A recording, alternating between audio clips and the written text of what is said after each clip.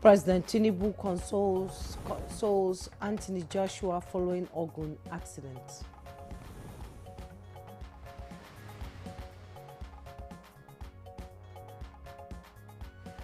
Federal government deploys trained forest guards securing Yobe.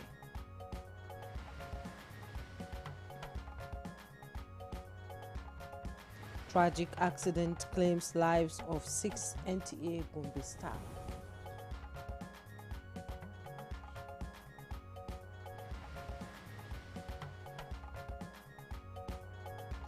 And on Good Morning Nigeria today, we shall discuss political developments in Nigeria in 2025.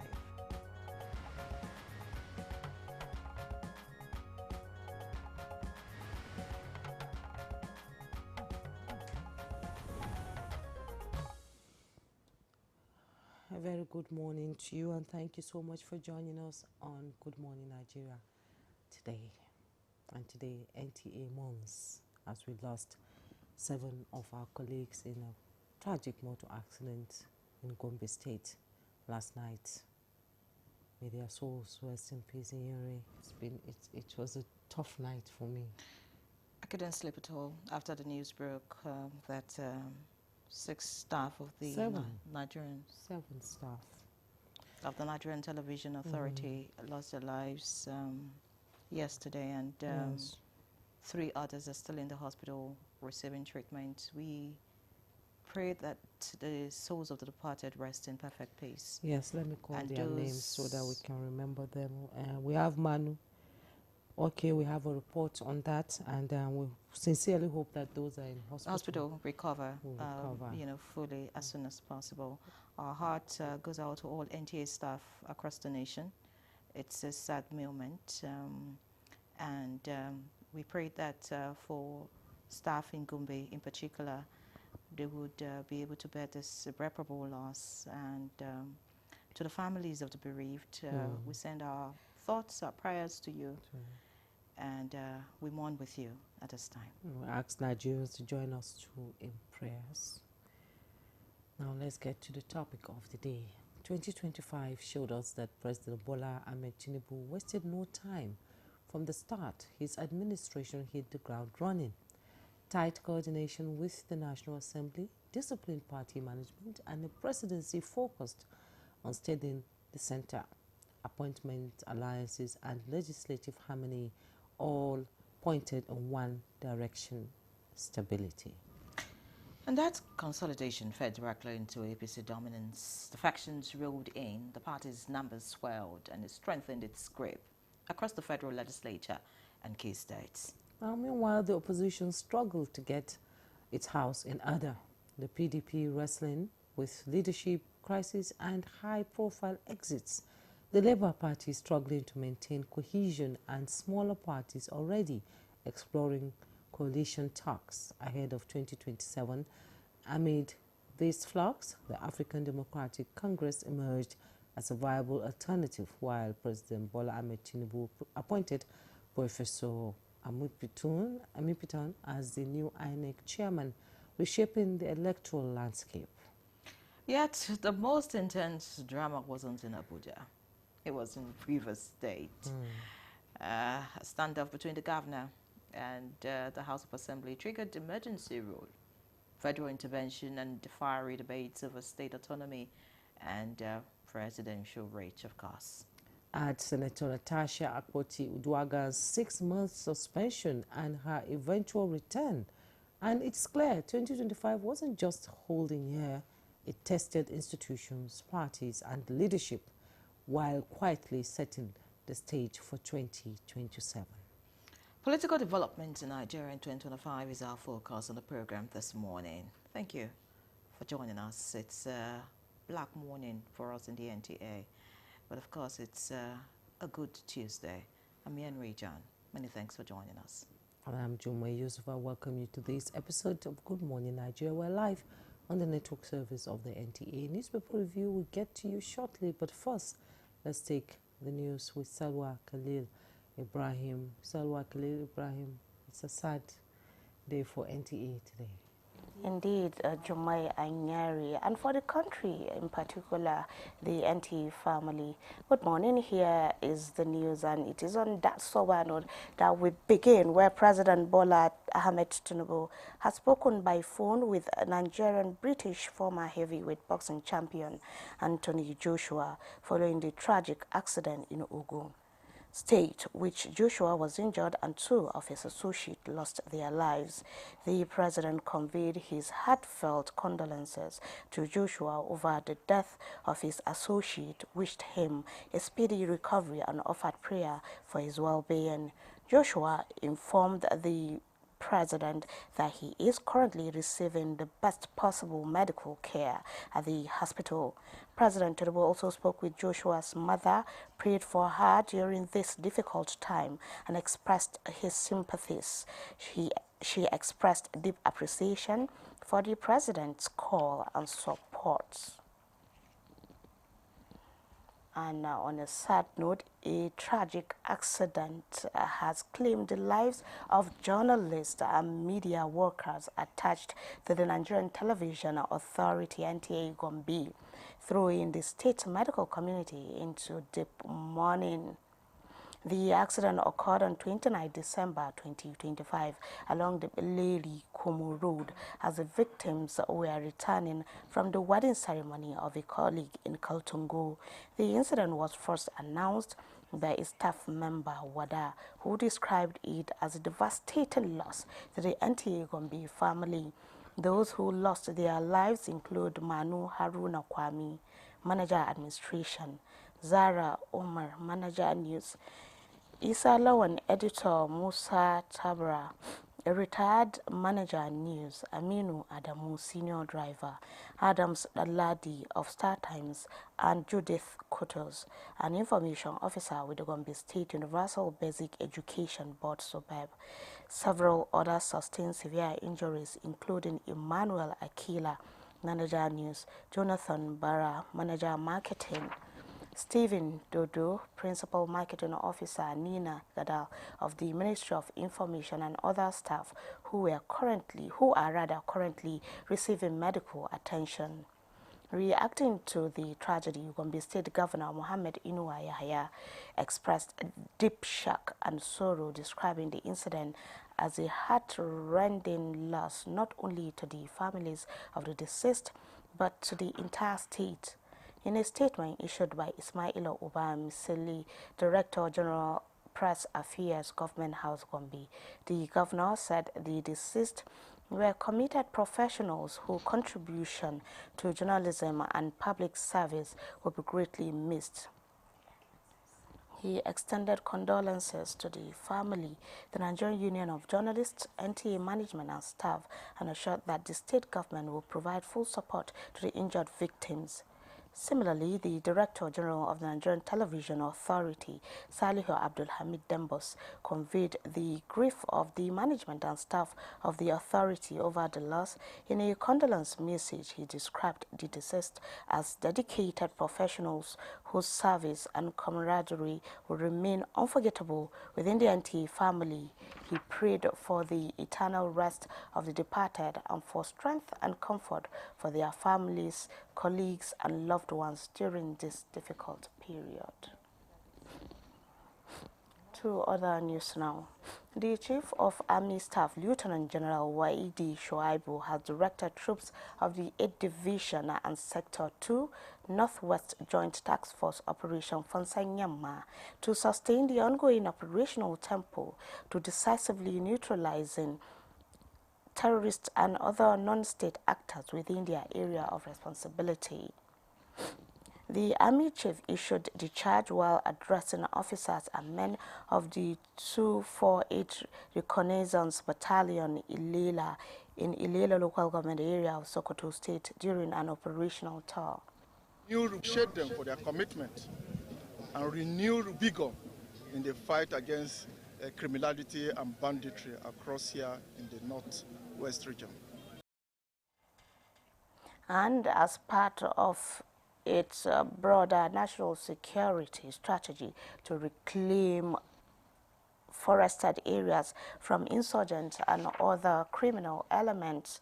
The federal government has deployed 866 forest guards to 5 security-challenged local government areas of Yobe State.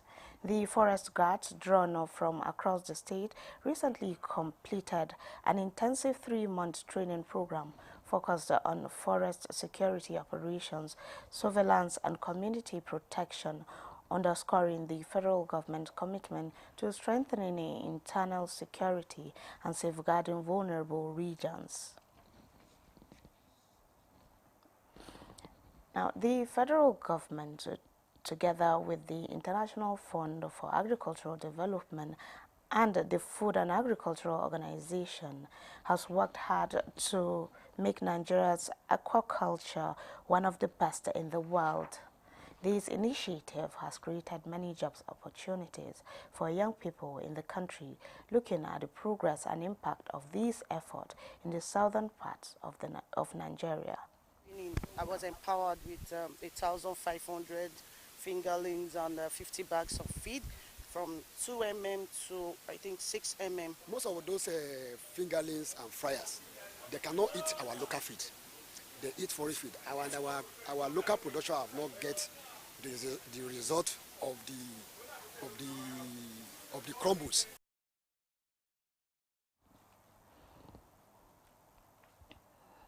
And that's the news highlight this morning. Good morning, Nigeria. I'll be back shortly after this break. Stay with us. This year, Nigeria watched, Nigeria listened, Nigeria partnered. From Arewa to the coast, west to east, one screen, one signal, one nation.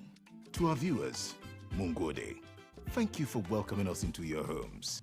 To our corporate partners, Eshegon, thank you for trusting us with your brand, your messages, your ambitions. Together, we share the news that matter, the stories that unite us, the service that strengthens our country. To those who stayed with us, Ndewonu, Dalu, thank you for believing in a platform that stands for trust, authenticity, and reliability. As the new year dawns, our promise is renewed. Greater commitment, stronger collaboration, higher professional standards. More value for our clients, more quality for our viewers. Because when Nigeria speaks, every voice must be heard. Thank you for watching. Thank you for partnering. Merry Christmas. And a Happy New Year. NTA, you can't beat the rich. The year 2025 marked another step in Nigeria's journey towards destination of development. However, there were many hurdles on the way. In a special package to review 2025, we interrogate the issues that determine the direction of state. The task ahead is enormous, but surmountable. We can win. We will win. The ovation and the recriminations. We are united. No religious persecution in Nigeria is a lie from the pit of hell. Programs, projects, protests, and pronouncements. Join us for Rear Window 2025 on Tuesday, December 30th, 2025 and Thursday, 1st January 2026. Rear Window 2025. We look back to look forward. And the National Productivity Order of Merit Award goes to... The only tomato paste manufacturer to win the National Productivity Order of Merit Award by the Federal Government of Nigeria, endorsed by the Association of Private Medical Practitioners of Nigeria. This is an evidence of 100% natural goodness. Eat healthy to live longer. Buy now and enjoy up to 20% discount. Tomato paste, the taste of Nigeria. Are you ready? Join us on Reshaping Democracy, a groundbreaking program on the network service of the NTA, where citizens get the chance to ask ministers, heads of ministerial departments, agencies, and other top government officials questions on their performance and delivery of mandates. With no sector of limits, conversations build around bridging communication gaps for feedback and effect as our guests engage with the people they serve. How does ND foster partnerships with organizations, government agencies, NGOs, among others, as our leaders give account to citizens' inquiries on good governance. Tune in to Reshaping Democracy, a creative concept coming up every Tuesday evening at 10:05 p.m. This is Reshaping Democracy. This December, all eyes in Morocco. Africa assemble.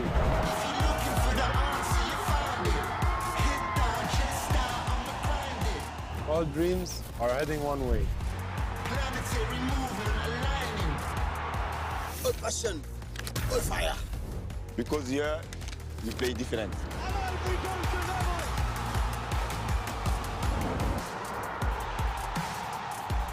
Choose your side. Show your colors. Bring your flag.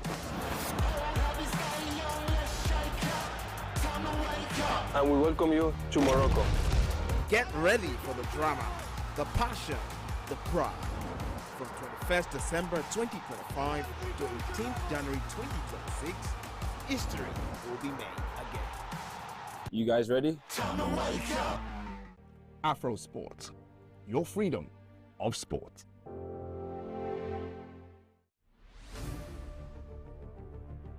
From breaking news to heartwarming stories, NTA remains Nigeria's trusted voice. To our partners, government agencies, corporate bodies, political parties, and religious institutions, thank you.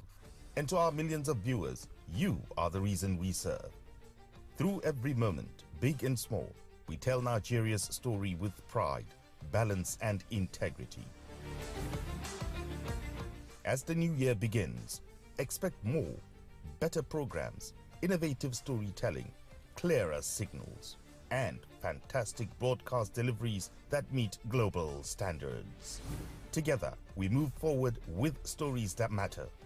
Nigerian Television Authority, Africa's largest network. You can't beat the reach.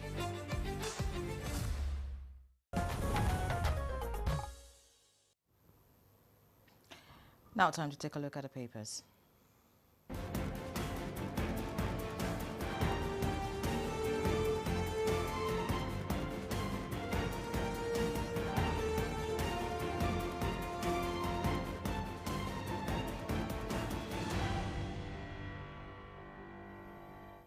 And it's time for newspaper review, and we have some papers to go through.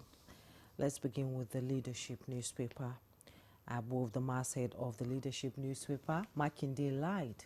I never offered to hold down People's Democratic Party for Tinubu. That's coming from the FCT Minister, Yemson Wike. Find the details on page 4. Anthony Joshua in stable condition after accident. Lagos, Ogun State. Details from there, you find it on page 7. Another sad one there. And just below the masthead, Otedola divorced from Geregu Power, sells majority stake in $750 million deal. Find the details on page 7. Tax reforms to cut airlines' operating cost, not raise fares. That's attributed to Oyo Dele. Details on page 24. The headlines: concerns as education budget stagnates at 6 to 7% over 5 years. Details on page 4. Riders, students, others reject 6% funding. One low education budget threatens development. At the side piece of the picture story, 7 journalists died in Gombe auto crash. Find the details on page 13. Defection rumors surround Kwankwaso Governor Yusuf. Details on page 25. Widespread blackout as National Grid suffers system collapse. Again, you find the details on page 23. Governor Bala warns traditional rulers against aiding criminals. Find all that on page 18. At the bottom plate of the Leadership newspaper, after U.S.-Nigeria strikes on terrorists, coalition demands relief for affected civilians. You find the details on page 25. And another bleak day yesterday, another accident, scale of the crash on the Lagos-Ibadan Expressway in Magun, Ogun State, involving boxer Anthony Joshua, who sustained minor injuries after his SUV collided with a stationary truck, killing 2 passengers. May their souls rest in peace, and may those injured recover quickly. We pray for their healing. Mary? All right, let's see what the blueprint is offering this morning. The blueprint leads with Rivers APC, PDP collapsed into renewed hope family. That's according to Wiki. Tells politicians power won't be given freely. Dismisses Markande's claim of PDP deal with Tinubu. Ex-Rivers governor has chosen to work against us. That's according to the Turaki-led PDP. All right, away from that, Defense Minister speaks here. People conspired against me, but God lifted me. That's on page 13. Above the masthead, anxiety in Kano over a remote defection plan of Governor Yusuf to APC. Interesting times ahead. That's on page 6 of the blueprint. Looking below the picture, sir, of course, on all the papers this morning, Anthony Joshua cheats death. 2 foreigners killed in Ogun Road crash. Tinubu Akpabio pray. Renowned boxer recuperates in hospital. That's on page 6. And below that, 4 killed as trucks crash into a gun carnival in Nasarawa. That's on page 13. Not too nice stories in the papers this morning. This one says federal government wipes out $1.42 billion, 5.57 trillion naira NNPC debts. That's on page 18. And finally, we have education tops as Zulum presents 899.33 billion naira Borno 2026 budget. All right, that's about it. There's this one, the green strip, quite interesting. It says troops arrest 19 oil thieves, deactivate 22 illegal Niger Delta bunkering hubs, and all of that you can find in the blueprints this morning. Let's see the Daily Trust now. Daily Trust leads with re-gazetting tax laws illegal. It's according to lawyers. So much about the tax laws which will take effect January 1. And of course, above that, Kano governors plan defection on Seto's Kwankwaso's camp. That's on page 5. Of course, the story about Anthony Joshua is also right here. Next to that, we have Northern Elders to Nigerians oppose federal government's reckless borrowings. Details on page 10. And below that, Yobe, that's the kicker. Kidney disease researchers detect metal in water samples. That's on page 38, and that's about it on the front page of the Daily Trust this morning. All right, so many accidents in the papers as the year comes to an end. Yeah, it comes to an end. 29 December, not a good one. And you see, most of them, look at the one in Egon, in Nasarawa State, with the truck, you know. It's a sad situation. But what can we do? Okay, let's talk about the National Grid blackout. Were you affected? Yeah, everywhere. I think it should be across. Well, I have lights. Oh, really? Electricity. It was on and off. It will go for like that. But we've had electricity in my area. It was just last night, I think, they restored power to some areas. Oh, I didn't even know there was a National Grid until I saw it on the news yesterday. We had lights, yes, and I believe it has been restored. They say it has been restored all over Nigeria. We hope so. We cannot have a new year without lights. And with or without light, there will be a new year. Because, I mean, in just a day, I mean, just tomorrow, it will be 2026. Yes. So it's important that every sector, gets their acts together. And we look forward to, all the sectors performing optimally in 2026. And, of course, the critical sectors, you talk about power, I mean, you talk about agriculture. I mean, these are drivers of the economy. And we hope that, like we discussed yesterday, when we talked about the economic developments in the country, we hope that, these key sectors that, of course, can make our economy perform better would actually be up and running. No more blackouts, and of course, no more grid collapses. We pray so, we pray so. We talked about power yesterday. We were saying that no economy can move forward without, constant electricity, because like Professor Kenyife said, most public, direct investment are leaving, and it's like because of the power issue. But I think it will be restored.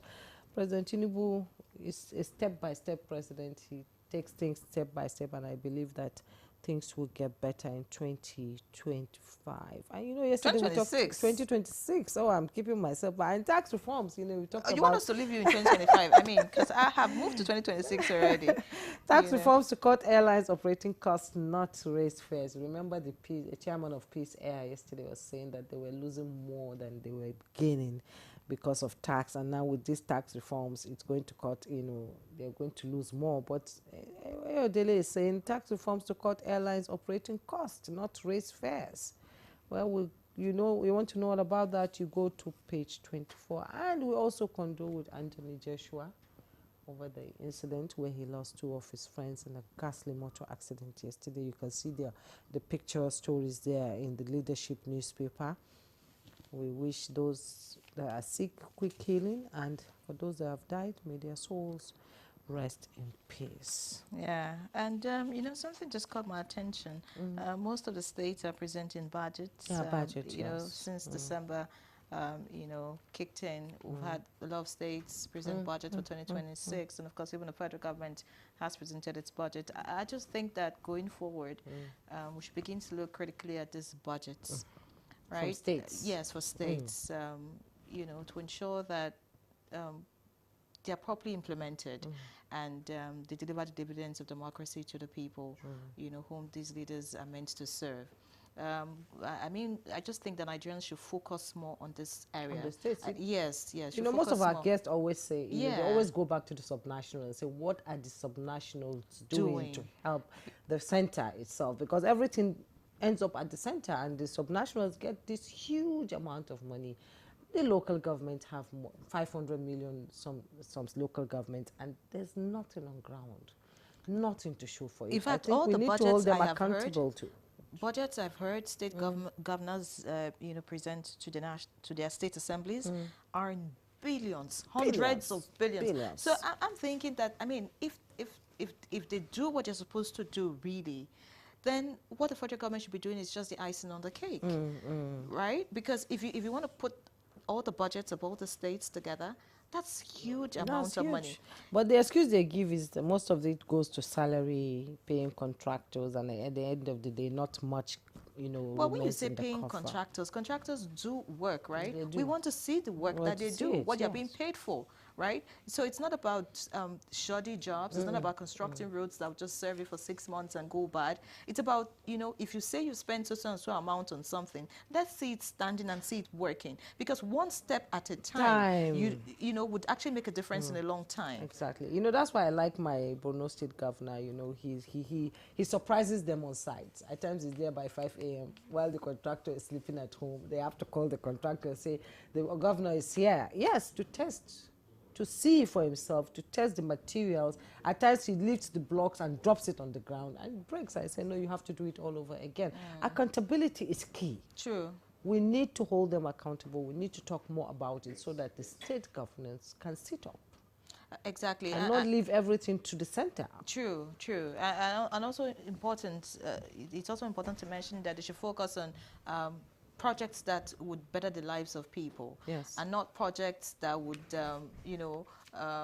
make them look good in the eyes of outsiders. What do I mean? It's like constructing airports, stadium, and flyovers. Do you understand? When people can barely feed. Stuff that will make businesses thrive and, of course, make Nigerians better. Of course, that's what we look forward to in 2026. That's always the prayer.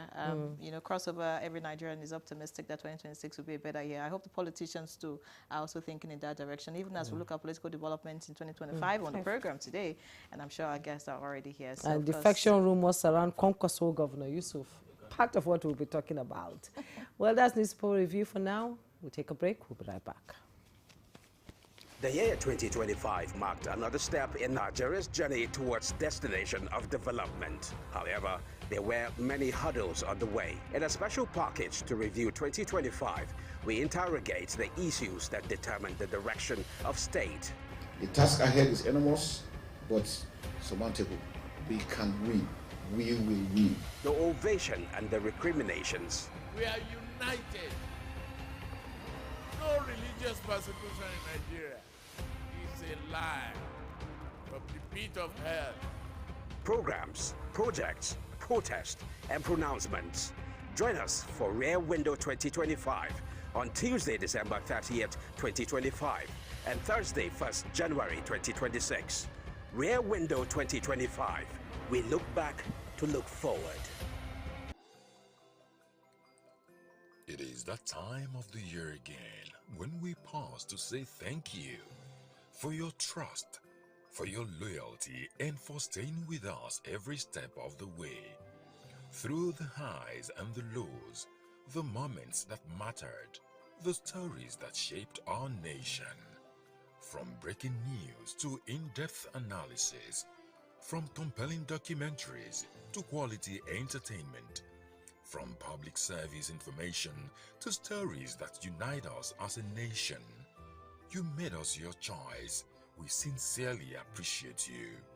Our viewers, our partners, and our valued customers, thank you for your unwavering patronage throughout the year.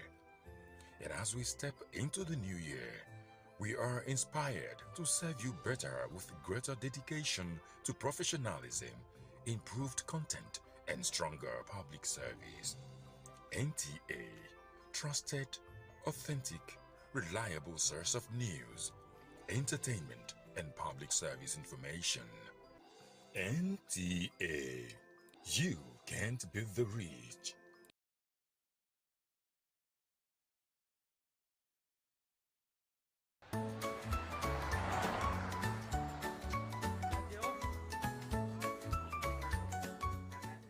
Evie, you look worried. What's going on?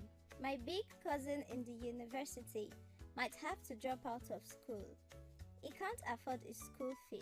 Oh no, that's not fair. Wait! What is it, Tomiwa? I remember my dad talking about something called Nail Fund. He said it could help university students pay their school fees. Nail Fund? What is that?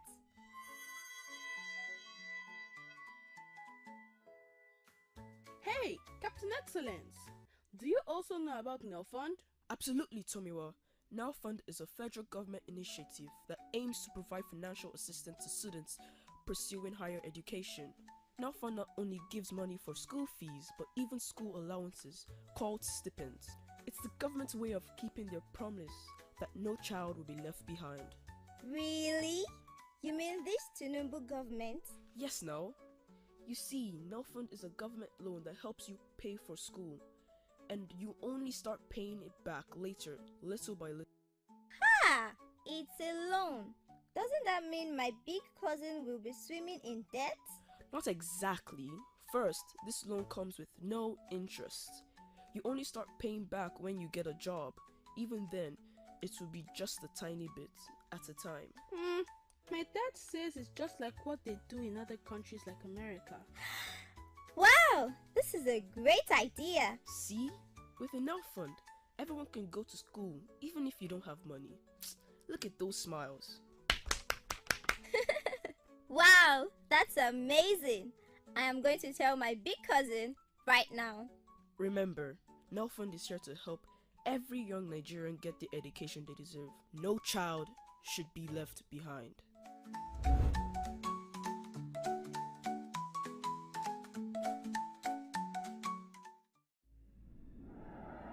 Africa, a land of passion, pride, and power.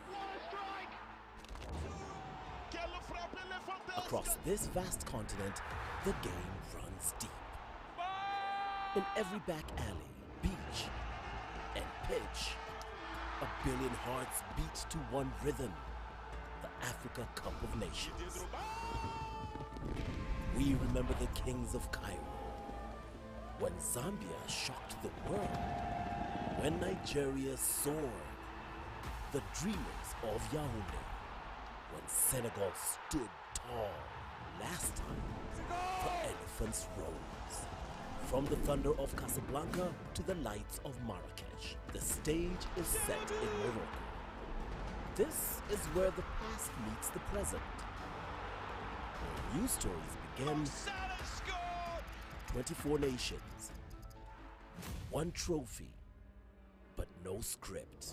Oh, what a strike! The drums return. The ground shakes. The continent rises. This is AFCON 2025. 32 matches, every Super Eagles game, all live. This is ours. Afro Sport, your freedom of sport.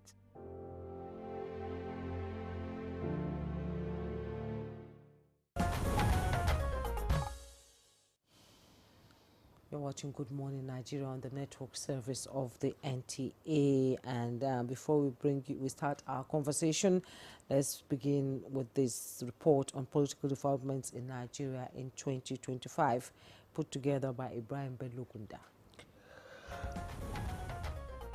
As we draw the curtains on 2025, it is imperative to look back on the major events that shaped Nigeria's political landscape.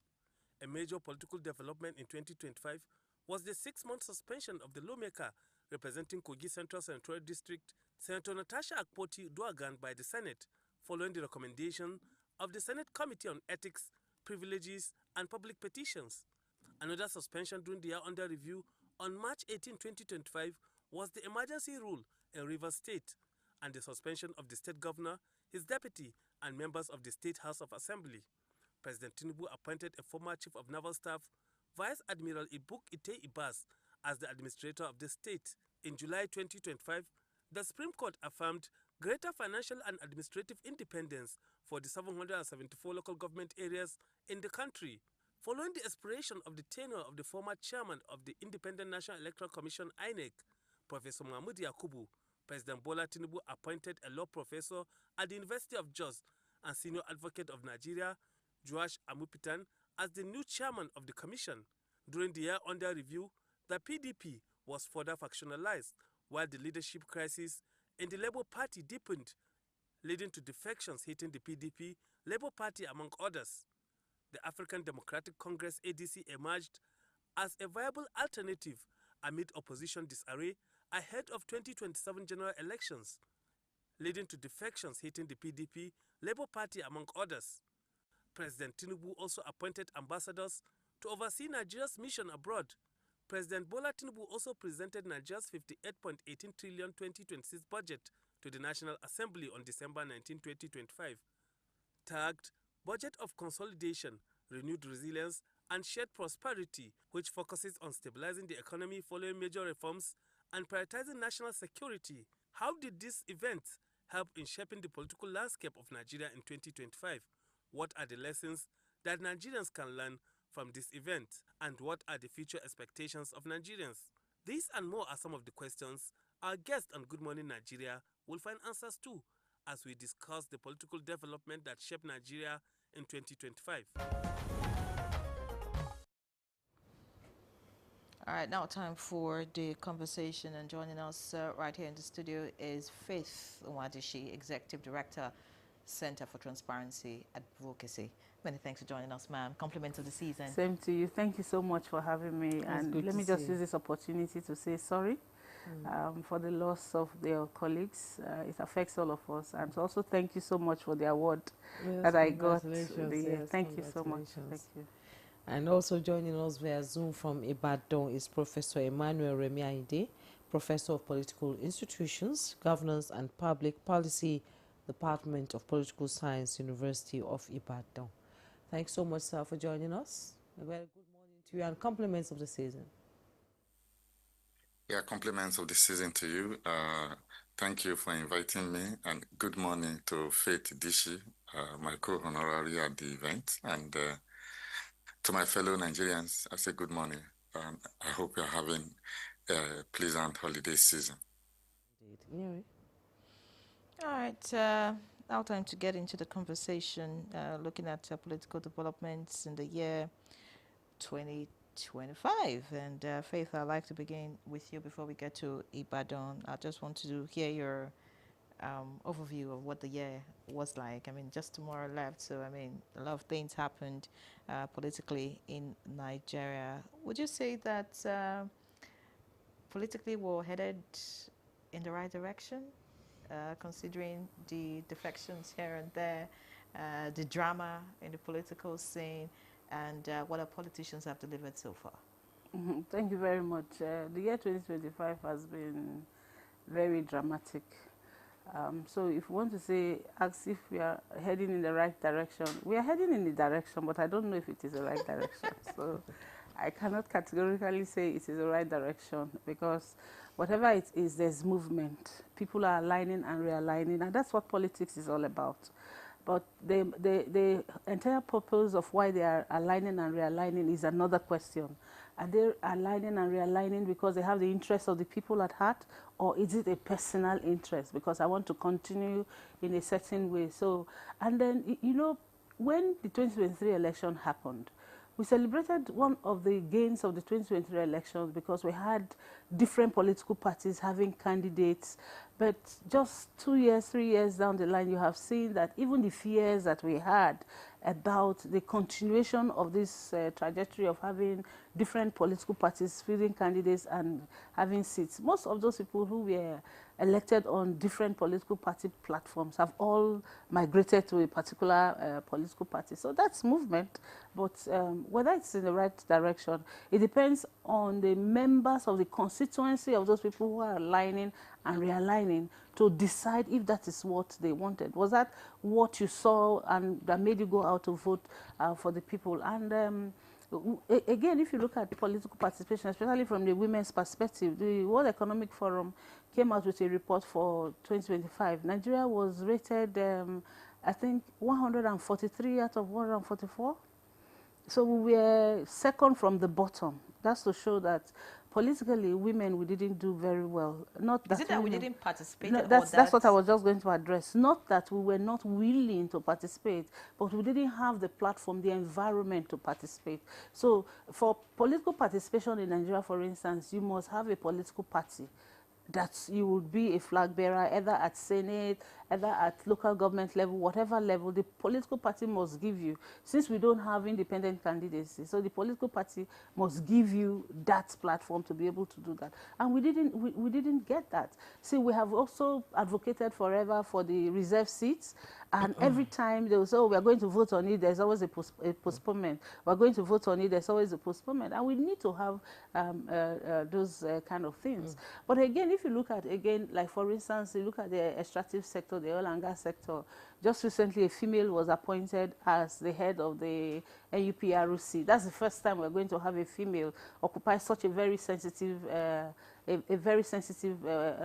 position. So you see that one way or the other, politically, women have not fared well, even though we have a gender policy that we never implement. And you know, when you want to also give platforms for women to participate, you need to look at it from a budgetary perspective also. We have always complained about the fact that our budgets are gender blind.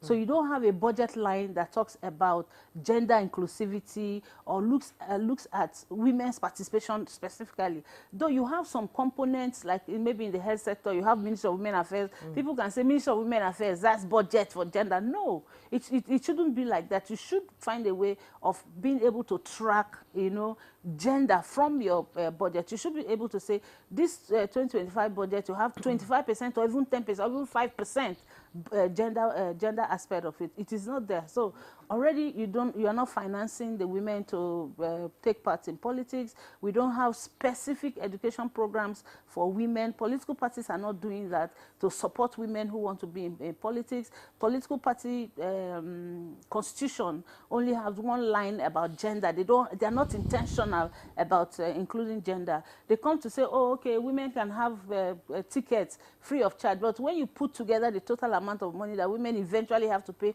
because you have to see woman leader, you have to see party leader, you have to see youth leader, you have to see constituency members. By the time you put all of those money together, and the voters, so you know, so those are the things that I think. And then of course we're going into an election by 2027, early 2027. So I can say that we have about a year to go into that election. The 2025 was like a midterm for that. But towards the end of 2025, we saw that governance was put at the back, and then political alignments and realignments was put on the front burner, meaning that some of the things that we're supposed to have done were not really done because people were having all of those political conversations more about self than the collective of the people. Indeed, Madam Face, you sort of laid the foundation for this conversation. I like the fact that women participation needs to be enhanced, because with the reserved seat, I hope something good will happen out of that, because 2025 was not an election year, but it was a political test, yes. experts call it, and of leadership, credibility, opposition relevance, institutional strength, and of course citizens' patience, because Nigerians have been patient all along in 2025. So let's bring in Professor Aide into this conversation. How would you describe the functioning of Nigeria's political institutions in 2025, in your opinion? Well, 2025 has been a test year for Nigerians institutions. We started with the emergency rule declared in Rivers State, and then we ended up with the declaration of emergency in the security sector. And then, of course, on Christmas Day, we had the first direct foreign intervention since Nigeria's independence in Nigeria, where the U.S. carried out some airstrikes in Sokoto State. Finally, after over 2 years, ambassadors were finally appointed and rectified by the Senate, also late this year. So we have a situation where political institutions seems to be on trial mode. Look at the political parties, for instance. There's been crisis in virtually all opposition parties. Even the emergent ADC, which was supposed to be an umbrella body to house the opposition, has not been able to find its feet.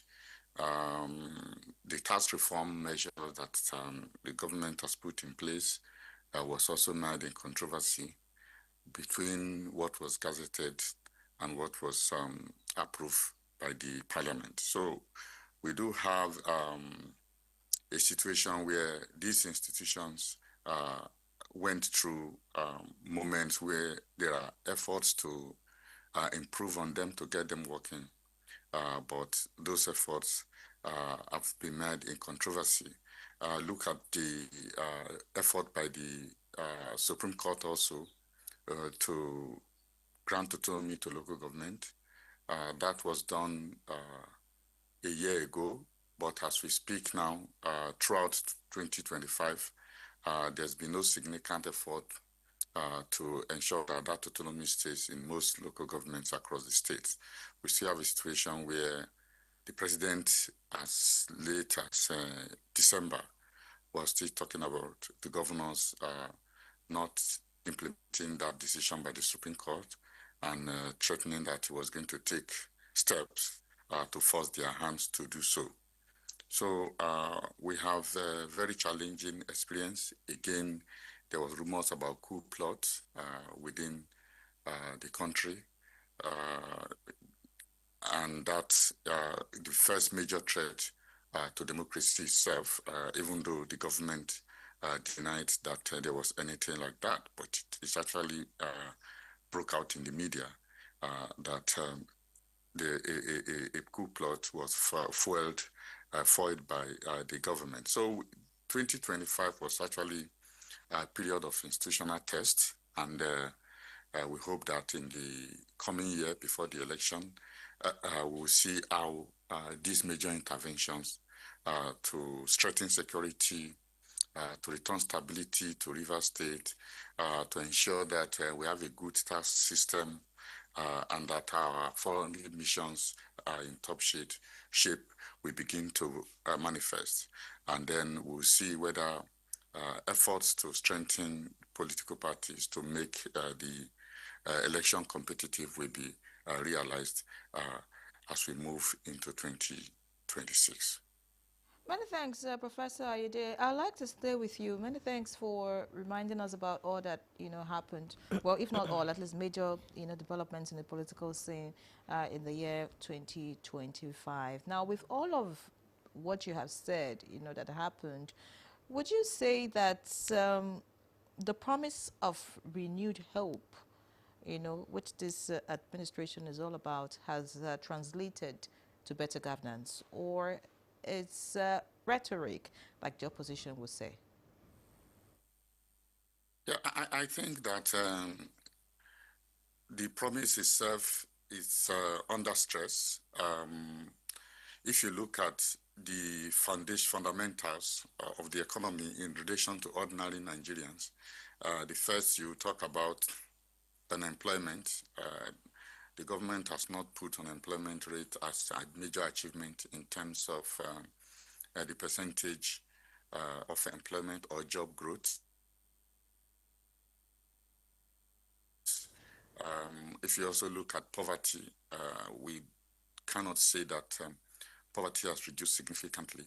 In fact, we are likely to say that poverty has worsened, but the government and the president has promised that later this year and probably next year, we'll begin to see the positive results of the major reforms that were made at the inception of the administration, because they said they will have challenges first, and then subsequently there will be improvement. That improvement has not started. They said it has started with in terms of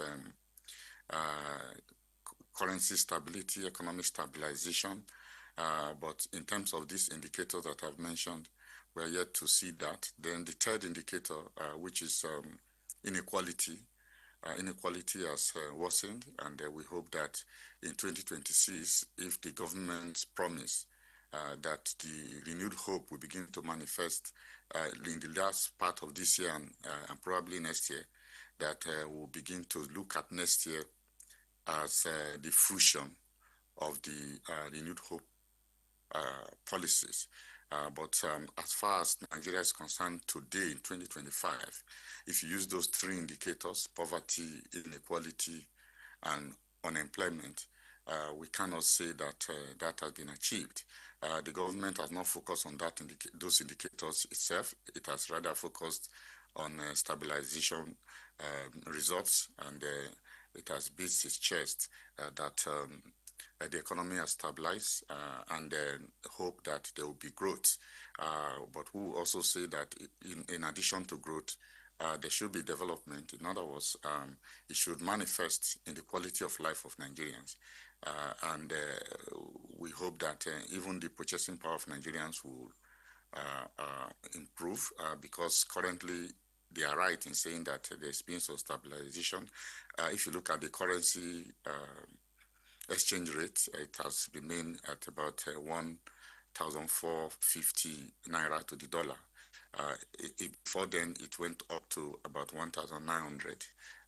Hope that it will still come down in 2026, and that the purchasing power of Nigeria will thereby improve, and poverty will reduce. But I think that for the renewed hope to really bear that hope, that promise, these three indicators must improve. Poverty must reduce, unemployment must also reduce, and inequality must reduce.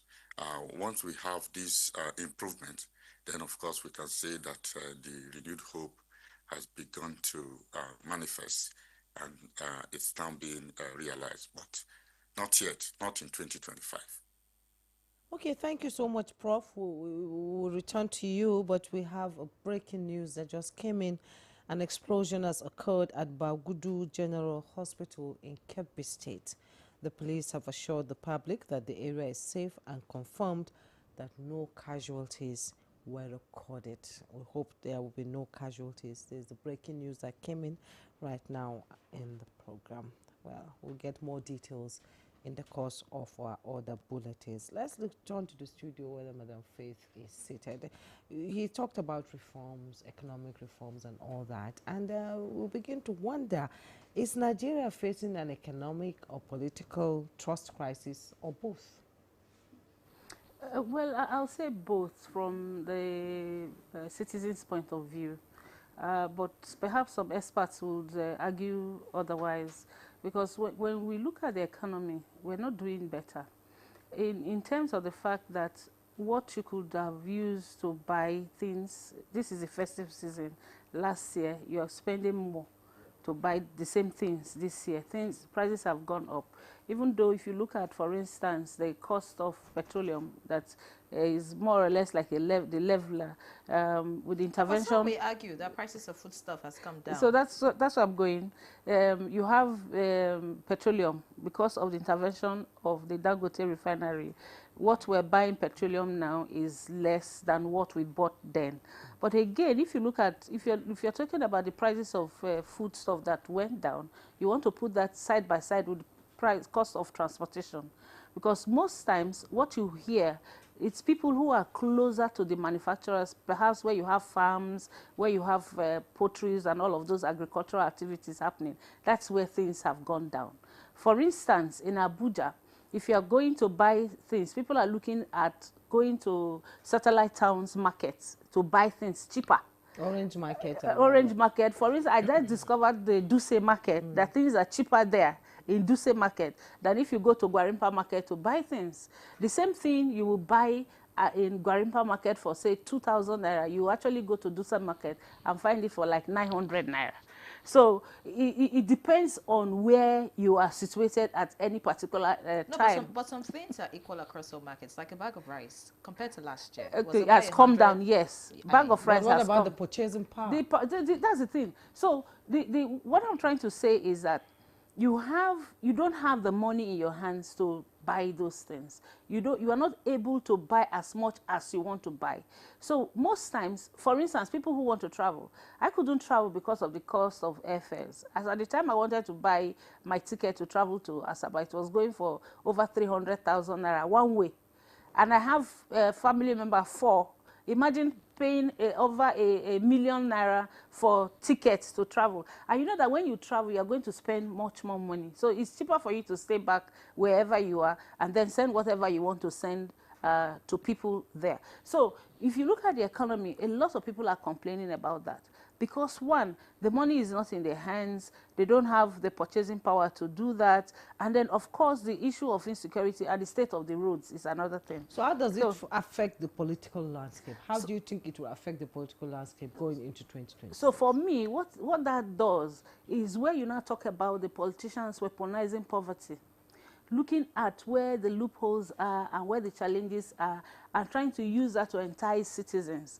For instance, you go to communities now, you see politicians are sharing foodstuff, they're giving rice, they're giving wrappers, because it is close to an election year. They're giving out much more than they gave last year, because 2025 we have seen a lot of political movements happening around all of those areas. So the question was the trust. What is there? Are citizens, do citizens have more trust in the economy improving? Do they have more trust in these political systems improving? Now that politicians are all moving to one political party, citizens are at loss at where is the competition going to be? Is there really going to be a competition when 2027 is there? So these are the things, these are the kind of conversations that people are having on the streets, and these are the concerns that people are really having on the streets concerning the trajectory, our political trajectory, the economy, where it's going. And just like Professor Ade said, when you look at the issue of poverty, the number of poor people in the country have increased.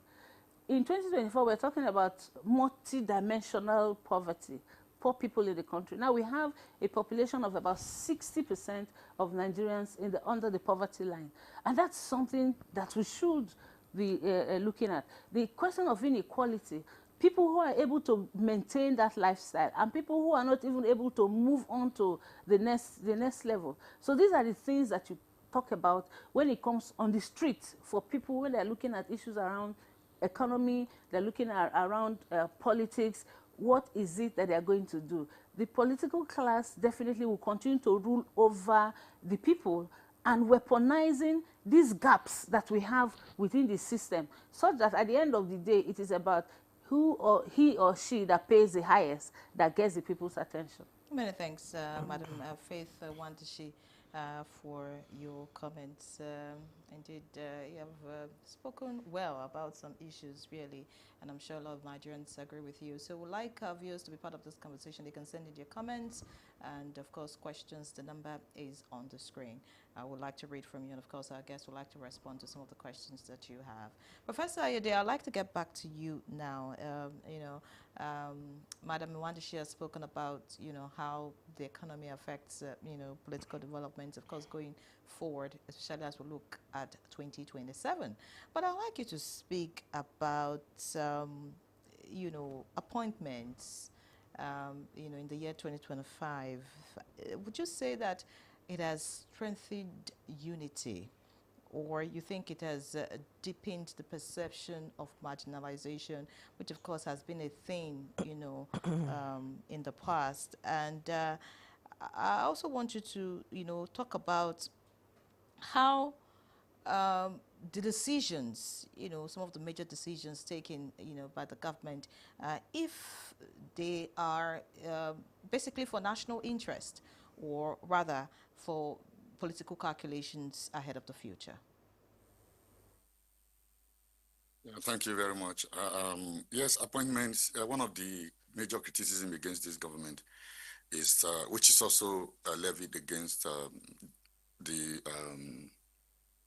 predecessor government, is really that appointments have been skewed in favor of the region of the government, of the president. Why there has been no systematic review, as they did during the Obasanjo period, by the Federal Character Commission, outlining the various appointments that have been made and how they reflect the federal character of the country. People just generate all kinds of lists on social media, showing the number of appointees that have come, for instance, from the Southwest, where the president originates from. So there's actually very limited official data that shows very clearly the imbalance that people have complained about. In the case of President Obasanjo, the document published by the Federal Character turned out to show that that was actually not the case. But in 2025, I think that complaint went down a little bit because the president increasingly began to reflect more and more the federal character than the previous early appointments. If you look at the list of the ambassadors, for instance, you look at the service chiefs that were replaced, you look at the appointments in parastatals in agencies, including what Faith looked at in terms of the NNPC, you begin to see that it seems that there's a gradual movement towards balance from what has been experienced in the preceding year. So in terms of appointments, well, it can be argued that increasingly the net is being spread wider than it was previously, even though we do not have the official complete picture of what has been done.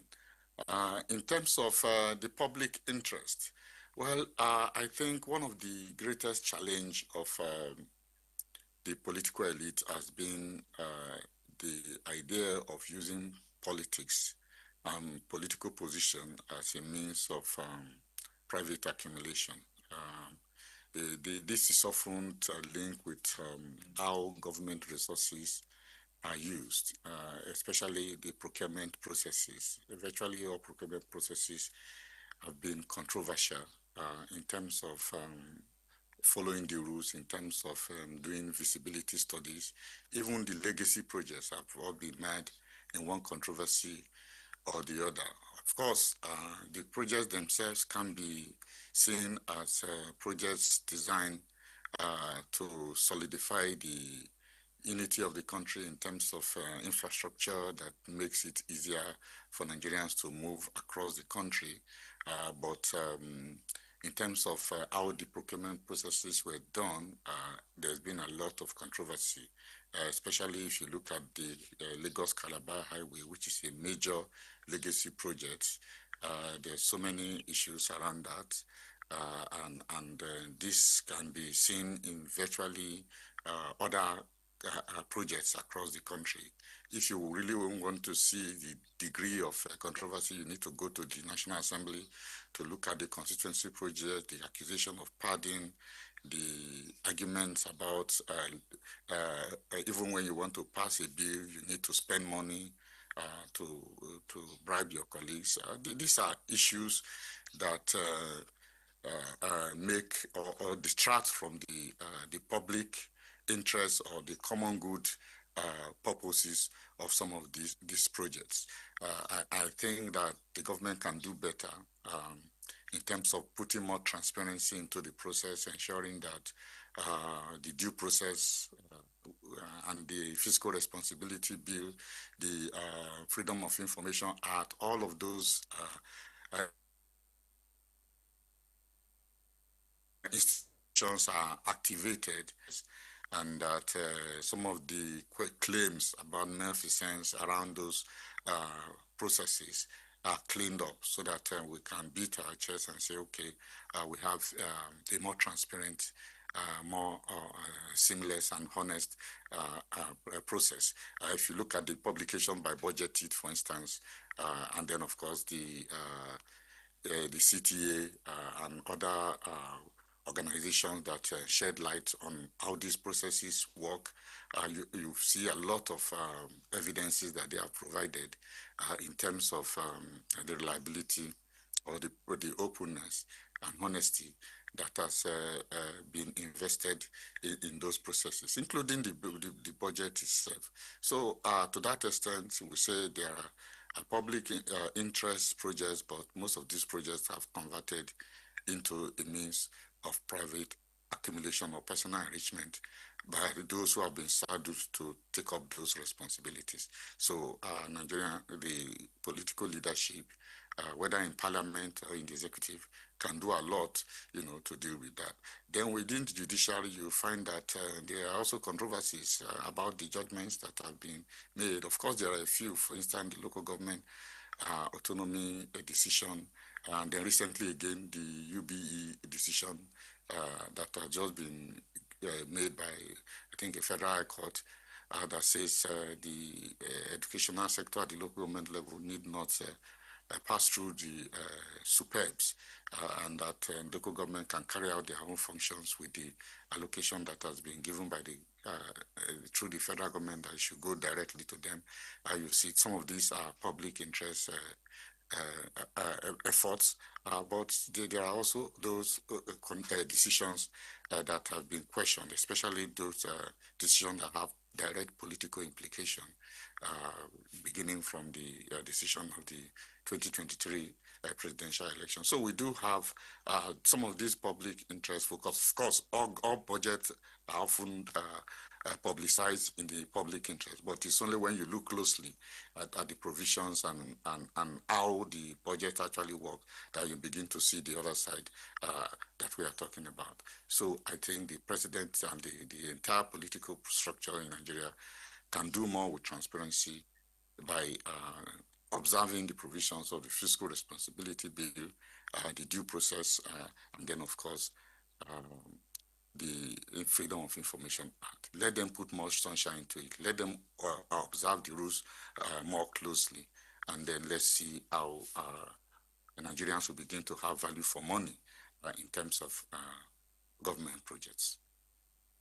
Prof, I'm still going to stay with you. You talked about reforms, economic reforms, and I like the fact that you brought in the National Assembly legislature into this conversation. We've seen a robust relationship between the executive and the legislative arm of government. Now, some people say it's rubber stamp, and we've seen the budget being, presented to the National Assembly, and people are still waiting. As always, Nigerians think there will be padding in the budget. Now, in your opinion, is the National Assembly adequately checking the executive power, and how can legislature, and transparency be improved in the political space?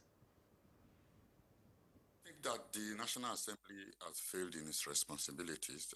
I say that without missing words because even symbolically, they stand up and begin to sing on your mandate we stand, showing very clearly that they are subservient to the president. And if you also look at the way they've carried out their oversight function, look at the ambassadorial nominees, for instance, is just take a bow, take a bow. There are no really serious commitment or demonstration of scrutiny. It's just as if it's a celebratory event where any appointee is, as a matter of course, approved or ratified by the Senate. So we don't really have a serious oversight going on within the National Assembly. And the same can also be said about representation, the second function of the National Assembly. If you look at the what's going on around now that the president has tried to withdraw the Audleys from some of these legislators, they are complaining that they can't go back to their constituencies because they feel endangered. It shows very clearly the relationship that they have with their constituencies. In fact, some of them have been attacked, and they started crying that these policemen should be returned to them so they can feel safe and secure moving around their own constituencies. So it's a sorry case. What we have is not just about rubber stamp legislature. We have something very close to what is described as democracy capture. We see that right from the beginning, less governance, less attention has been given to governance. Everything seems to be about the 2027 election.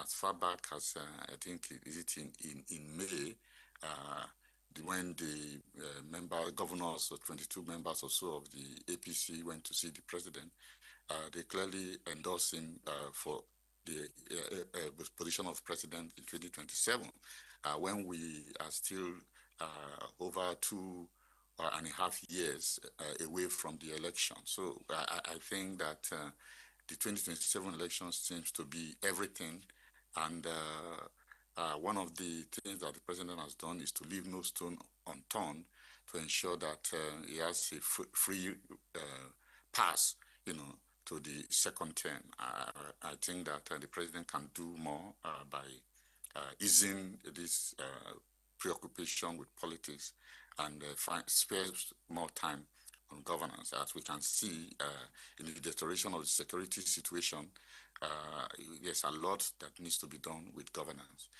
In terms of service provisioning, we've had some symbolic gestures like the transformation of the curriculum, the removal of the mother tongue, and all these show initiative that the government is committed to looking at the policy process and trying to address major issues of concern. But a lot could have been achieved if they are focused more directly on some of these policy issues rather than the general preoccupation with preparation for the 2027 election long before the election becomes due.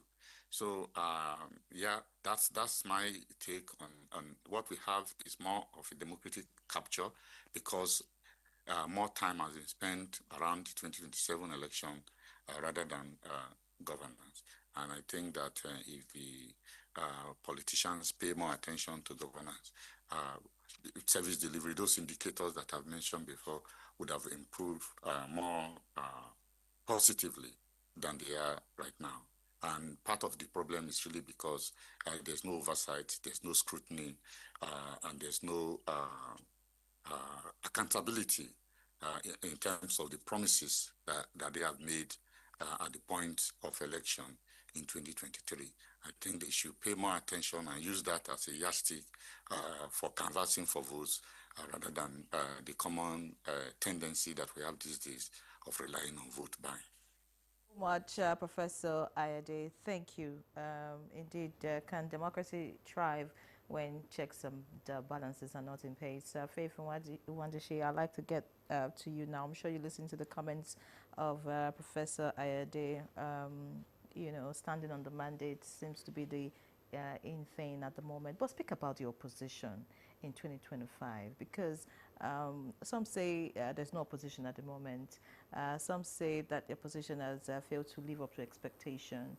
But from January this year till now, what would you say the opposition has done? Has it strengthened or has it weakened? Or would you agree with the view of some people who would say there's no opposition in the country, it's a one-party state? Thank you very much. In my own opinion, I think this period is when we have seen the least participation of opposition party. We have not heard their voices. And I've always said that since 1999, we really have not had opposition in the country. The only time we had serious opposition was between 2011, 2014, the change that brought in the APC government. That was when we had opposition. Because then you could see that for every policy that government was making, the opposition had their own policy and they were challenging it. But we have not seen that happen in the last 10 years, so to say, and it's become worsened this year. So what we are seeing as opposition are people who are aggrieved because they didn't get certain positions or they didn't get certain benefits they were looking forward to getting. And then they now move on and say they are opposition. I have not seen the opposition blueprint. I have not seen, now, okay, the 2026 budget has just been submitted to the National Assembly. The opposition should have their own budget. They should have their own shadow reports of what is happening. That is what opposition is about. Opposition is not about, you know, like these days, we have the opposition leaders set ring light, just like they say about social media influencers. And that's the only way, that's the only opposition that they see. I think that we should have a more credible opposition. That's what democracy is about. So if you have an opposition that is only thinking, and you know, I made this point earlier, that people are aligning and realigning. Are they aligning and realigning because of the interests of the people or because of their personal interests? So when you identify it that it is just about a personal interest, it's no longer an opposition. It's just that I'm not on the right side of this person or this individual or this political party. I'm not getting what I want, and I go and say I want to be opposition. I've not really seen what they are doing. So and because we have that, and unfortunately, I see us going into 2027 election without the kind of competition we saw even in 2023. 2023 had some strong competition, even though it was not really as strong as what we had between 2014 and 2015 election. But now I don't see us having that. And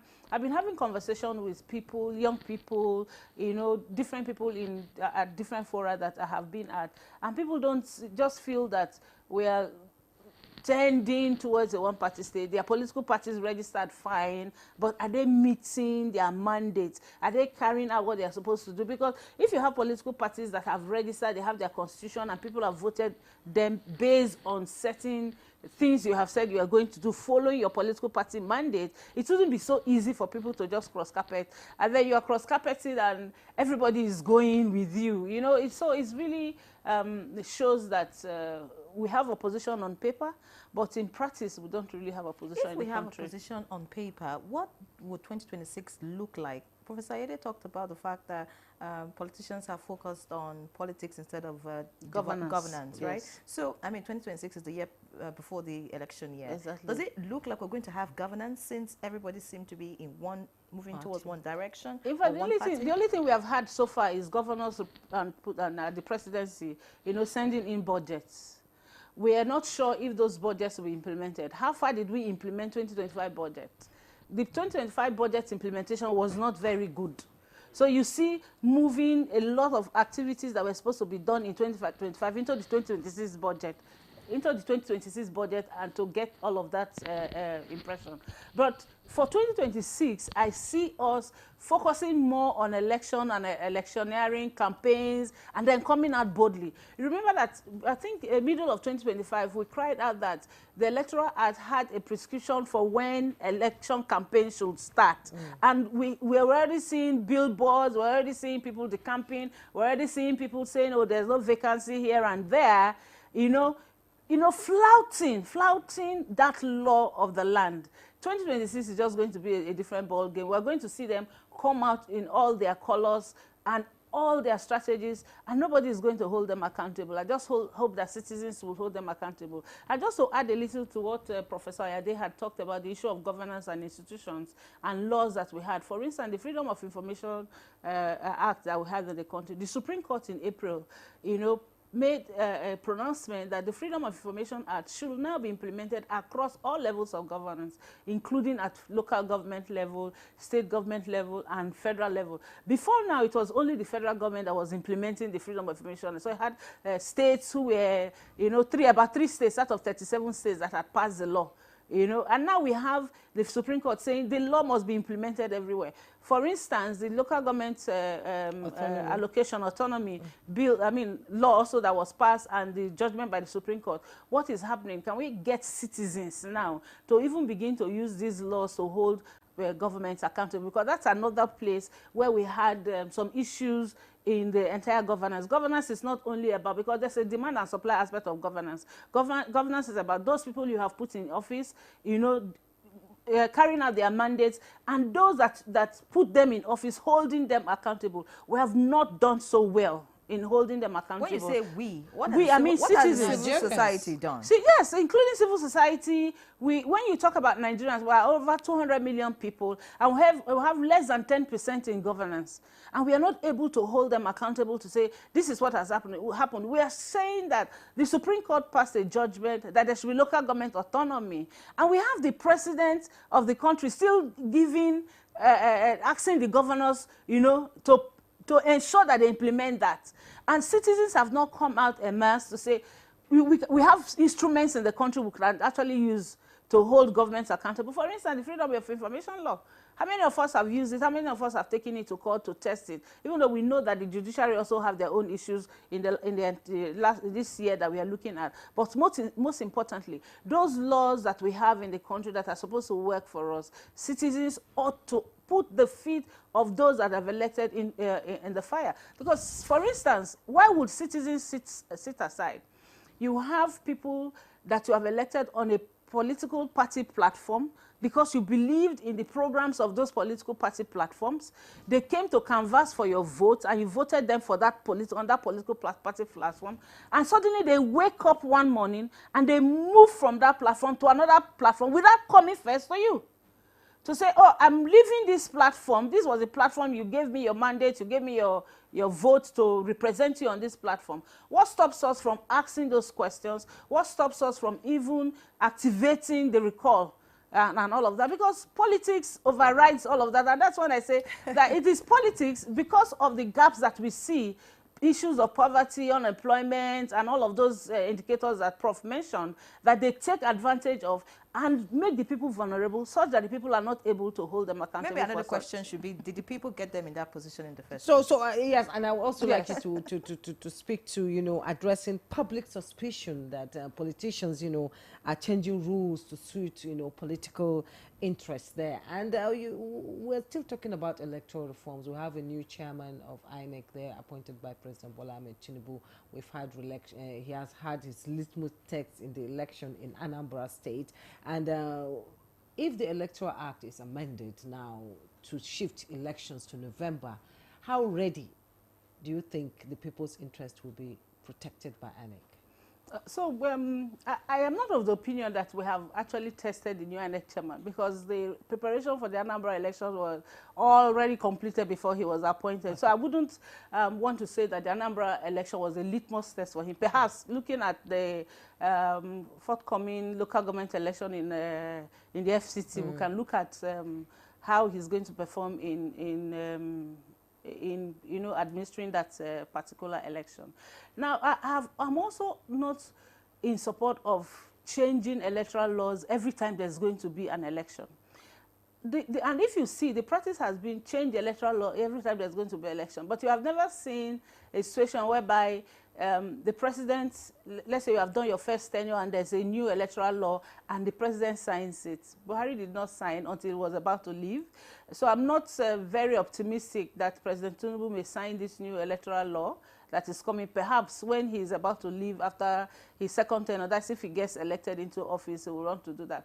But it has become a practice and a culture that after every election we are changing that. And it's not just the electoral law. If but you is look that at, good for it's not a good practice for us, because we need to be able to practice and consolidate on what we have and then begin to look at what the loopholes are. Now, what we have done consistently and the National Assembly have done consistently, not just with the electoral law, but with every other law, they look at the body language of whoever is in office and begin to change those laws to suit that person in office, forgetting that the person has a maximum of 8 years to be in office. So by the time you are changing laws to suit somebody in office, as soon as the person leaves, another person comes, we go back to square one. So we need to be futuristic looking. We need to look at the pulse of the people. What is it that will work for us so that we don't come back to the table changing laws every time? And that was one of the problems we had with the petroleum industry law that took us almost 20 years before it was passed. We had the FOI law that took about 11 years before it was passed, and now it is passed 14 years after. We're not using it, we're not looking at, changing it all over again. So it's important that we do a holistic study of what we have done with these laws. I know, and a lot of people keep saying, we have wonderful laws we're not implementing. We're not implementing those laws. Let us implement those laws, find where the loopholes are so that we can move forward on that. So the Electoral Act, the resources, the human resources, financial resources that we put into reviewing the Electoral Act every 4 years, it's not giving us the kind of impact that we really need to have. Let us come. What is it that we need to, for instance, the Ways report is there on electoral reforms. What stops us from looking at that report and putting that into our law, implement it for at least 2 or 3 electoral cycles, and then you can come back to say, we have not done well here, these are the issues. And then there's also the provision for INEC to come up with regulations and guidelines, interpretation on how to do some of those things. We don't need to keep going back to the National Assembly to say we're reviewing our laws when we have not even fully implemented 50% of the provisions of the last law. So it's really not financially okay, economically wise that we should be doing that. We should really have laws that people can, for instance, part of voter education or citizens' education is for them to understand the Constitution and also understand the electoral law that they are going to be part of. You are just in the process of educating people to understand that. And before you know it, there's a new law. You have to start all over again. So it really doesn't help us. I think we should cultivate the practice of having laws that are sustainable, laws that are futuristic looking, laws that we can implement. And in the process of implementing that, we can learn lessons and come back to the table if there is need to come back to the table, or we mandate the agency to come up with regulations and guidelines on how to implement those. We don't really need to keep going back to the National Assembly to have those laws. Thank you so much, Onwa-Adichie. When you talk about the financial cost of reviewing the electoral law, it just,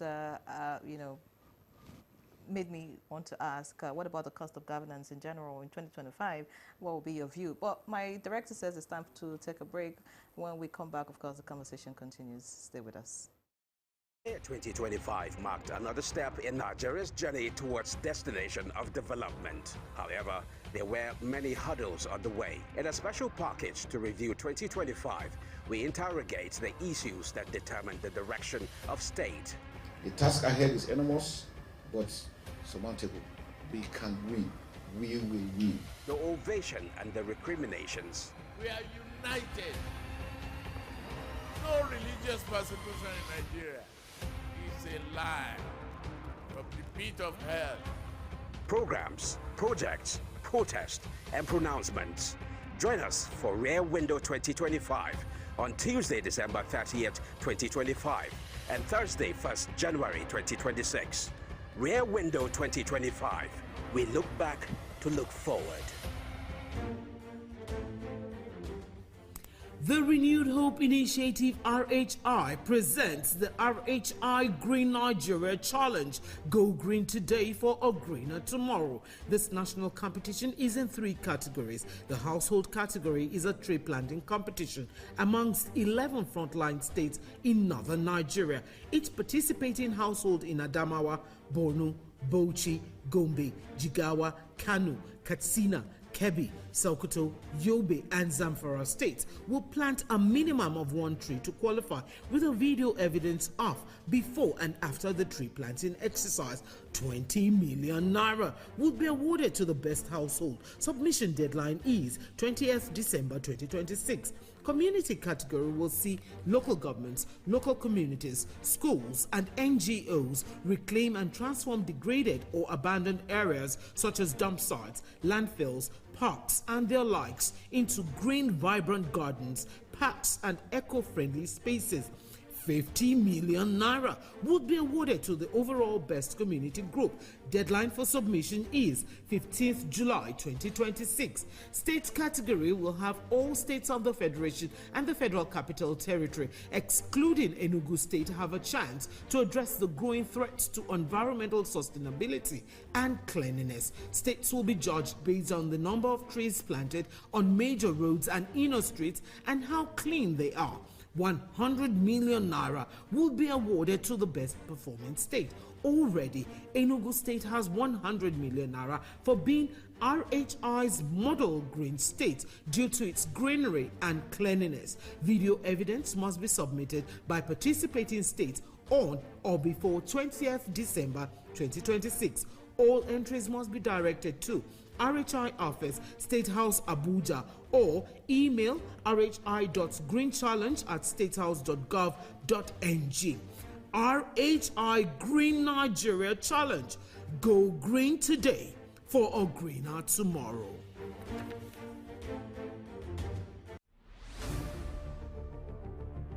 From breaking news to heartwarming stories, NTA remains Nigeria's trusted voice. To our partners, government agencies, corporate bodies, political parties, and religious institutions, thank you. And to our millions of viewers, you are the reason we serve. Through every moment, big and small, we tell Nigeria's story with pride, balance, and integrity. As the new year begins, expect more, better programs, innovative storytelling, clearer signals, and fantastic broadcast deliveries that meet global standards. Together, we move forward with stories that matter. Nigerian Television Authority, Africa's largest network. You can't beat the reach.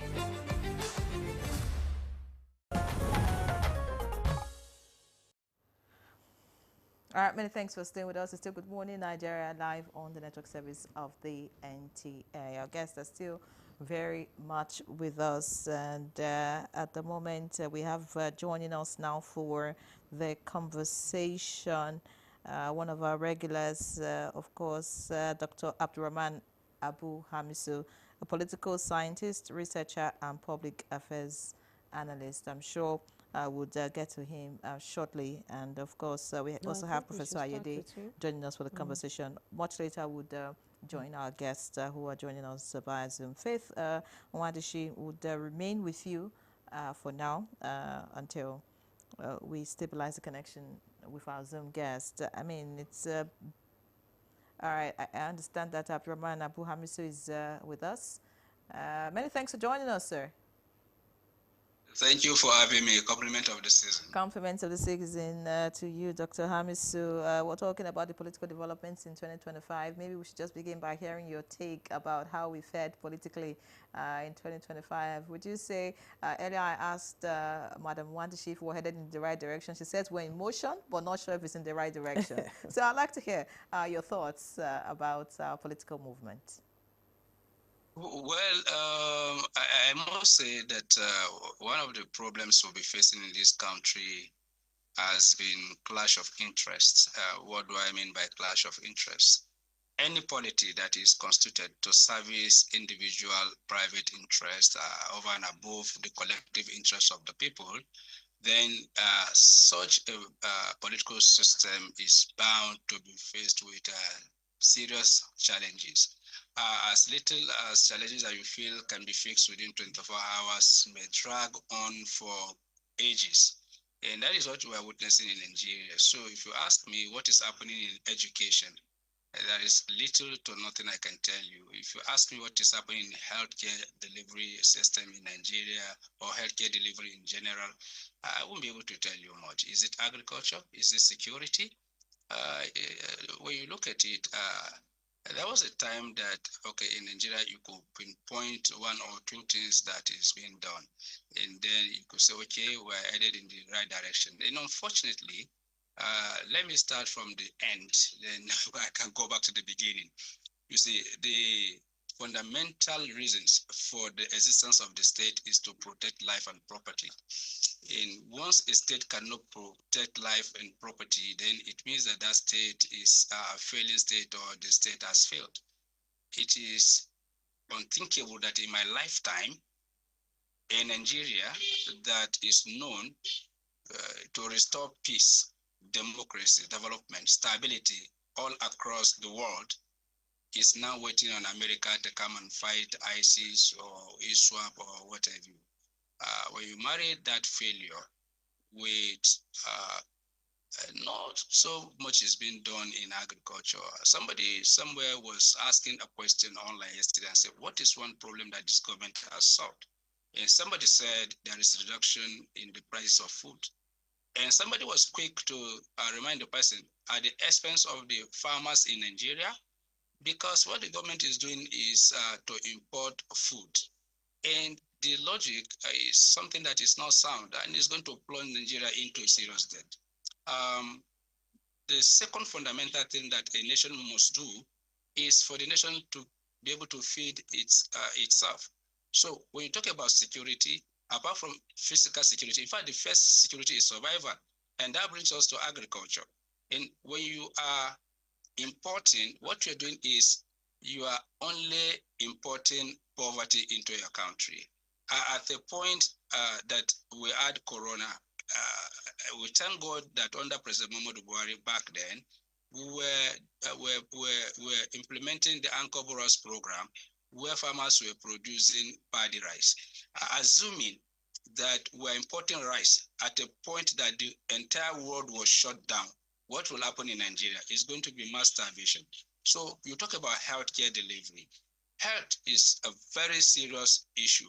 And apart from survival, part of survival, and for one to continue to survive, you need a very good healthcare system. It is unfortunate that up to this moment, Nigerians cannot access health services across our villages. The healthcare system that's supposed to bring healthcare delivery to the people has collapsed. So you find people trooping to the tertiary hospitals in the city centers across the country. It is unfortunate that today Nigerians have been detained. Let me use that word. Nigerians have been detained in our hospitals for their inability to pay for treatment. This is something that ought to be their human right, because the Chapter 2 of the of the Constitution of the Federal Republic of Nigeria said that the directive principle of the state will be to harness the resources of the state to pursue and give to Nigerians welfare that will dignify them as human beings. But you know what? That section is not justiciable. So what's supposed to be your basic human right, apart from the abstract right that has been given to us in this country, has been denied you from the Constitution. The Constitution was cleverly put together to evade accountability so that Nigerians cannot even go to court to say, why are you giving me the barest minimum instead with the kind of resources that we're having instead of the best. So when you look at it, if you want to look at it holistically, our industries have collapsed fundamentally. Even the agriculture that is employing the people, bandits, kidnappers has made it almost abundantly clear that you cannot go to your farms. It is on record that in many states, especially in the Northeast, you find people paying Boko Haram to go to the farm. So if people cannot even go to the farm for the fear of being killed or being kidnapped, so where are we headed to? If today Nigeria is depending on America to come and fight our common enemies, what are we talking about? Infrastructure-wise, I praise the resilience of Nigerians. You find Nigerians going to Lagos from Maiduguri by road, from Maiduguri to Onitsha, from Port Harcourt to Kano, all by road. And go and check out the roads. So the kind of resources we have and what other countries are doing, especially smaller African countries, where you put it in context, you come to understand one fact, that we are not doing enough. And what do we need to do? We need to work on our vision for development.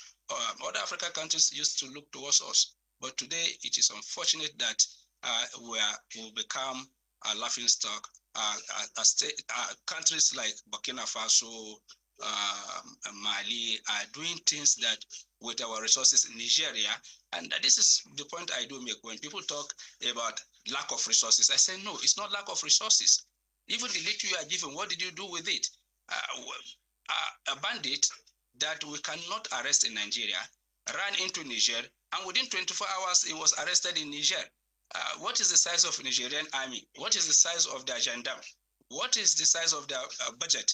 It's not comparable to us. So it is a... Okay, Dr. Hamisu, I like the fact that you outlined security, economy, and, you know, and other things that must have gone down in 2025. We're still in 2025, actually, but let's talk about the drama and the godfatherism issue that happened, you know, in 2025. We had the emergency rule in Rivers State with the squabble between FCT Minister Wike and the governor of Rivers State. And we also had the Natasha Akpabio issue on the ground. Would you think, in your opinion, that has sort of structured the political landscape in Nigeria? Are we still taking a step back instead of taking steps forward?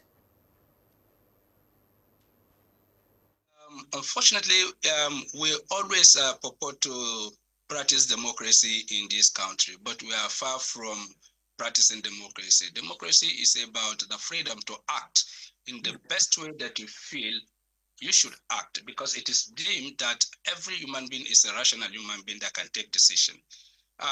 Yeah, it is unfortunate that we are back to that very particular situation, and it has antecedent. You know, the current president is known to control the politics of Lagos State, and he still remains the godfather of Lagos State. And I think what happened in Rivers State, I think it was on this program that I said, and I said it abundantly clear, that I sympathize with Governor Sim Fubara, and that he was cheated, and that I love the way he was calm about the whole thing. You know, in Hausa parlance, they used to say that when they tell you, we're sorry, you shouldn't say anything, it means you are cheated. So I think the president's sympathy was with Wike and the state of emergency. And this is the point I was making earlier on, that when you have a polity where individual interests always trump the collective interests of the people, then there is a problem. So what happened in Rivers State is a clear case of the fact that you cannot have a dissenting view. You cannot act contrary to whatever the godfathers have decided, and that if you try, then you will be cut to size. And it's not good for democracy. Democracy is all about canvassing. It's all about contesting opinion. It's all about convincing people. Like the issue of Natasha. How can an arm of the state, which is equally supposed to be the bastion of democracy, silence somebody that said, I am being harassed and I deserve to be protected? Now, if Natasha can be so treated, then what will happen to ordinary Nigerians? So National Assembly is the heart of democracy anywhere in the world. In fact, the essence of democracy started with a protest in England that led to the emergence of the parliament, which is the democratic institution that is representing the people. So if we're talking about democracy, it should be that I should have the right to say that I am being molested, I'm being dragged, I'm being abused, I'm being this, I'm lacking this, and then people will listen and they will investigate it thoroughly. But what happened in the case of the National Assembly? She was muzzled up. Any opportunity to speak, she was denied, and she was coerced, and they make sure that they bring her down to her knees. And this is why we're talking about issue of accountability. So for every democracy, we must be able to separate actions that you took to undermine the system and action. So I'm happy that my sister seated there was talking about whether we're auditing ourselves, that we continue to review, constitutional review, electoral act review, that review. At the end of it all, money will be spent. No question is asked. Nobody is punished. Nobody is relief of its responsibilities. There was a time that the issue around the fight against Boko Haram was raging on here. We were receiving bombings almost every Sundays and Fridays in this country. In all the military apparatchik and their civilian counterpart in the defense industry were comfortable, and they told us they're on top of the situation. Just a bomb exploded in Niger, and the army chief was relieved of his responsibility. So what that is telling the next person that is coming in is that you have to roll up your sleeve, else you will be shown the way out. So it's only in Nigeria that you will fail and you will be rewarded with the highest office. So it is unfortunate that those that can do it are not given the opportunity. Those with godfathers are being elevated, even if they're incompetent, and they continue to subvert the system and blaming others or religion or ethnicity. Thank you, Dr. Hamisu. I do not know what to say at this point, but I'm sure a lot of Nigerians would say that you have said it just the way it is. But let's get to Professor Ayede now. Professor Ayede, as we begin to round up this conversation, I mean, so much to talk about when you talk about the political developments in 2025, but I want you to speak about the youths and governance in this country. In 2025, we saw some kind of protest, by the youths. Instead of seeing the youths participate in governance, I mean, for the betterment of the nation. What would you like to see going forward in 2026? How can the youths, be brought forward, or if you like, incorporated in governance, just so that we can have a better country? Thank you. I think that there are opportunities as much as there are also barriers to youth participation in governance. Most of the participation that we often observe is when they go on the streets to protest bad governance, as we see in the End Bad Governance protest. But what also comes with that is really that the government comes heavily on them, and therefore sort of discourage them from exercising their rights. It's unfortunate that the same country that passed the Not Too Young to Rule Act is the same country that comes heavily on young people when they go out in the street to protest.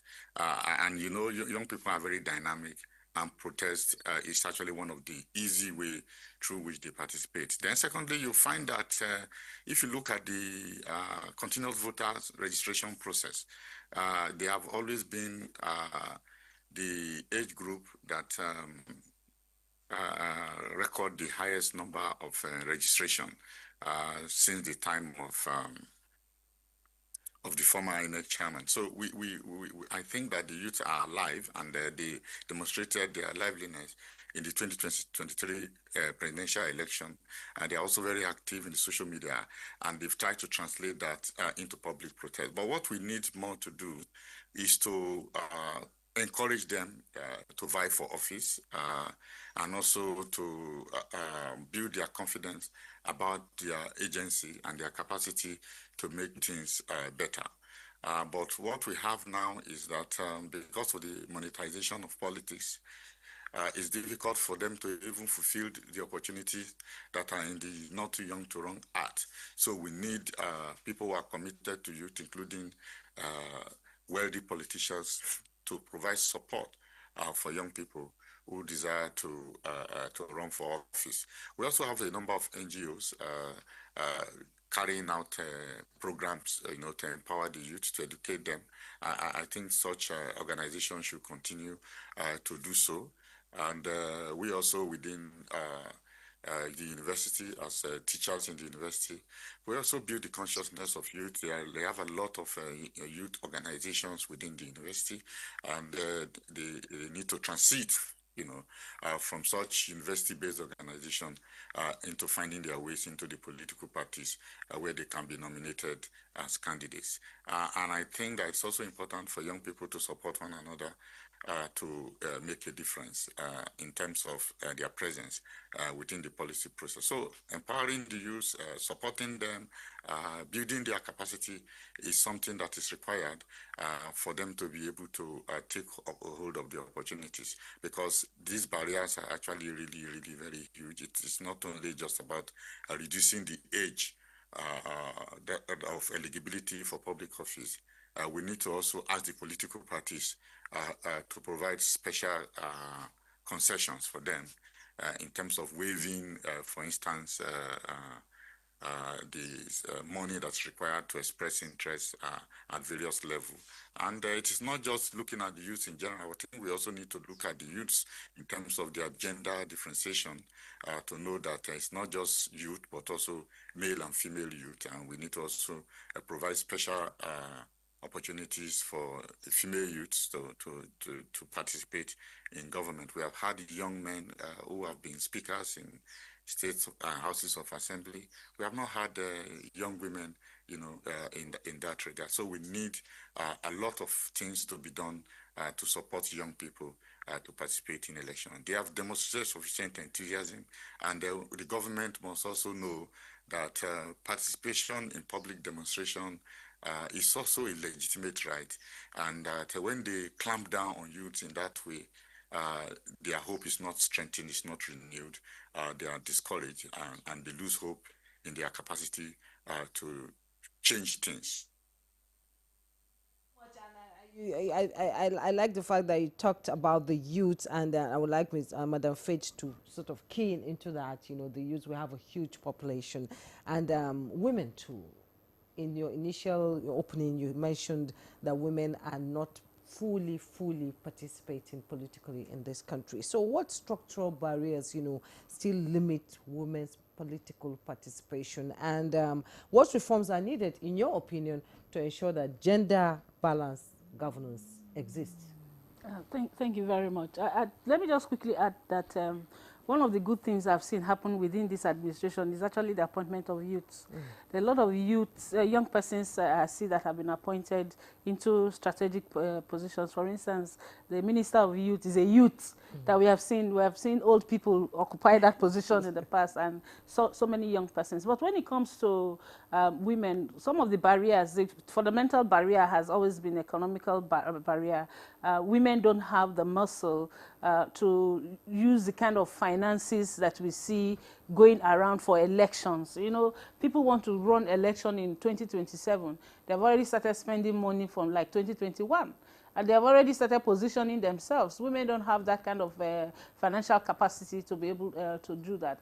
And then we still have our cultural barriers where men think that women shouldn't be their leaders. Now we are pushing for the reserve seats. We hope that the National Assembly should quickly vote on that. Let's have a conclusion on that. Perhaps that could create some opportunity for more women. That means about over 150 women coming into the space to talk about these issues. Because for every electoral cycle, we see the dwindling number of women going for those spaces. So it's important that we are deliberate about all of that. And then also at the political party level, let us give some life to the component of gender within our constitution. Many things. So that is very important. And women, I know that women are interested, women are ready, but we need to create an enabling environment for the women to participate. Thank you so much, Madam Faith Wandishi. Because of time, we'll have to leave the conversation at this point.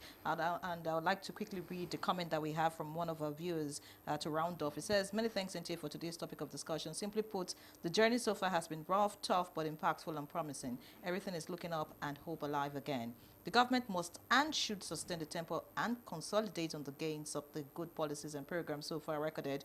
The combined momentum against the Boko Haram kidnappers, bandits and their allies should be strategically sustained. May God bless Nigeria, from Kayode Pusari in Lagos. Indeed, God bless Nigeria. Many thanks, Madam Faith Nwadishi, Executive Director, Center for Transparency Advocacy. Thank you for being our guest. We appreciate you. Thank you for Looking having forward me. to more engagement in 2026, of course. Thank you for having me. Professor Emmanuel Remy Aide, Professor of Political Institutions, Governance and Public Policy, Department of Political Science, University of Ibadan. Thank you once again, Prof, for being our guest. We appreciate you. And yes, 2026 will be a brighter year for us. Dr. Abdurrahman Abu Hamisu, political scientist, researcher and public affairs analyst, also one of our regulars. Thank you for your engagements this year, and of course looking forward to more conversations in the coming year. So that's our package this morning on Good Morning Nigeria. I'm Yan Ray John. Remain tuned to the NTA. And I am Jumma Yusuf. Have a great day.